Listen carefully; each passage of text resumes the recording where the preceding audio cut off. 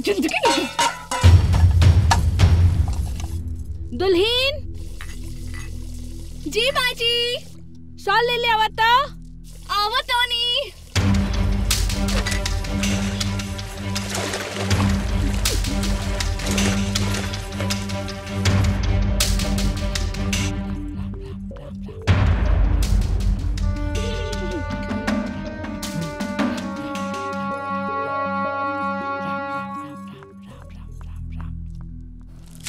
पढ़ाई लिखाई बर्तन चौका कपड़ा लत्ता कर करके हमारे सगरों सपना चूर चूर हो गई बा। अंजलि बिटिया जी बाबूजी। तनी चाय लिया बता। लावतानी।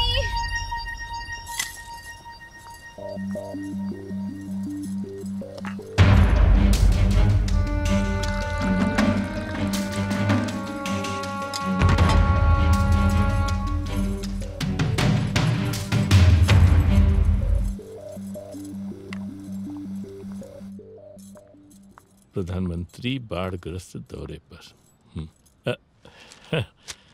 द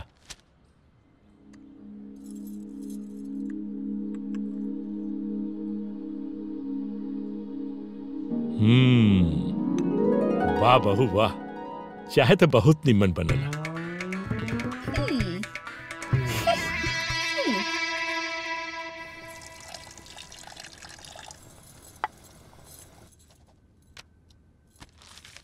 भाभी क्या है? हमारे इतिहास वाला किताब कहाँ बा? इतिहास वाली किताब कहीं भी।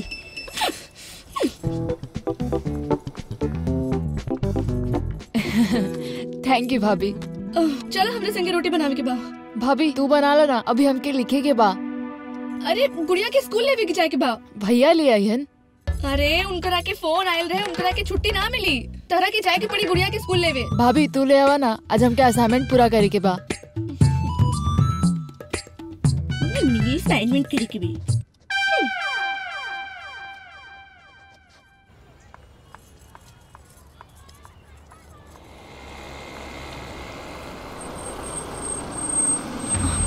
अंजलि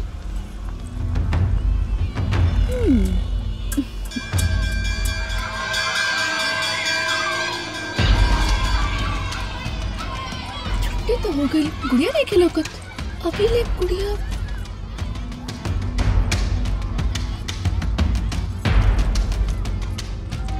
हाय अंजलि। अरे वाह, तू एजा का कर रहल बाड़ू? और तोहार कार कहाँ बा? कार? हाँ कार ड्राइवर लेके आ रहे हुई। हम तो एजा इससे घूमे फिरे आयल रहनी। अच्छा, हमके लागल कि तोहार बच्चा इहे स्कूल में पढ़ेला।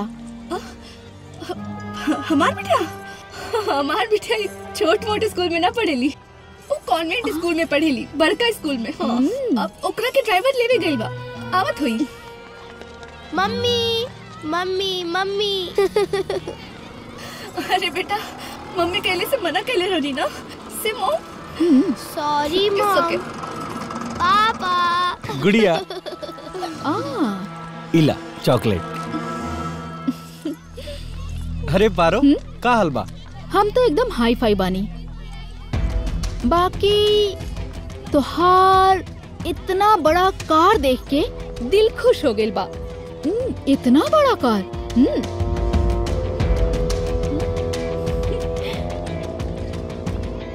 अंजलि, बड़ा सपना देखल तो बहुत आसान होला, काहे कि उस सपना में ना इंसान कहीं भी जा सकेला। हवाई जहाज में उड़ सकेला, लंदन जा सकेला, दुबई जा सकेला, कोई जगह घूम सकेला। हाँ, और बाकी सच्चाई ई हतार ड्राइवर और ई हतार बड़ी कार। हाँ, ई हतार सच्चाई। कितना झूठ बोलत बाड़ू। हाँ पारो, बड़ा गुरूर में बाड़ू। अपने पति और परिवार के छोड़ के ई जवन झूठा और दिखावटी अमेरी के जिंदगी जी रहल बाड़ू ना, जौने दिन तोसे ओकर मोह भंग हुई, भटके राह ना पैबू। हमनी के जिंदगी के आधार धन और दौलत नहीं खे, जन्म जन्म के रिश्ता आई। हमनी के रिश्ता रीत प्रीत विश्वास और त्याग के अटूट धागा से जुड़ल प्यार के बंधन है। ये बंधन टूटे ना माय फुट। पापा ये का बोलली? तोरे चक्कर में हमार बहुत बेइज्जती हो गई। अरे ई झूठी के बाद का सुने ले तू? वो सही बोलली बिया। काहे ले तू आइजा? मना कैले रहला ना तू?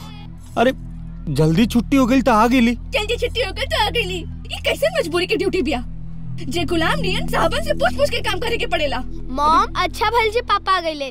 जब ये अच्छा भेले पापा आ गईली। सड़ल स्कूटर से आ गईली। अरे सुना, कहा? बैठ जा ना तई चांद नियन चेहरा करिया बादर हो जाई।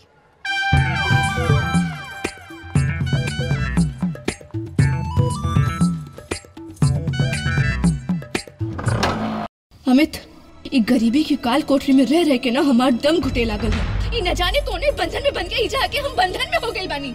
अंजलि का बोल रहल बड़ तू? सच बोल रहल बानी। और आज हम बोलब हमार सगरो सपना चकनाचूर हो गई बा, जेकरा की वजह से आज हमार बिटिया एगो छोट के स्कूल में पढ़े खातिर मजबूर हो गई बिया। वही स्कूल में पढ़ के कितना बड़ बड़ साहब बनल बाड़े। और तू एगो छोट के लेखपाल, जेकरा की वजह से आज हमार बिटिया के भविष्य चौपट हो रही बिया। और हम एजा तोहर माई बाप बहन के सेवा करके पागल हो गइल बानी। हम एजा नौकरानी हो गइल बानी हम। अरे हमार जिंदगी के कोनो वजूदे नहीं खे, कुछ फुर्सत के पले नहीं खे। हमार जिंदगी राख हो गइल बा। 8 साल से तुम्हारी लबरी बात के झांसा में आके अब हम अपन सपना राख के दिले बानी, अपन जिंदगी बर्बाद के दिले बानी। अरे तुम्हार झूठा सपना के चलते ना हम अपन असली के सपना भुला गइल बानी। जन्म जन्म के साथ और प्यार के बंधन तबे नीमन लागेला जब धन दौलत रुपया पैसा से घर और मन दोनों भरल रहे। हम अपन जिंदगी अपने हिसाब से जिए के चाहता नहीं। ये घर की बेड़ी में बंध के नहीं खे, आजाद होके के चाहता नहीं हम। तो जा अपन जिंदगी अपने मन से जीला। अपन जिंदगी अपना मर्जी से जिए खातिर आजाद बढ़ तू।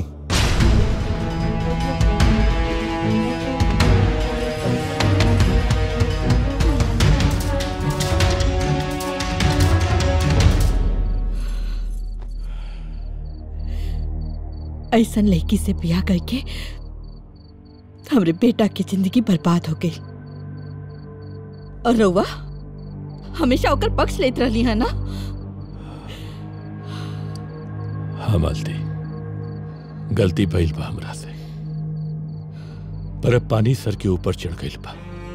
पुरान लोग सही कहत रहना कि गलत आदमी के या गलत बात के बहुत ज्यादा दिन तक नजरअंदाज न करे के चाहिए। अब सब बर्दाश्त के बाहर हो गया। हम काले राय बहादुर के बुलवा के ना इस सिलसिला में बात करब।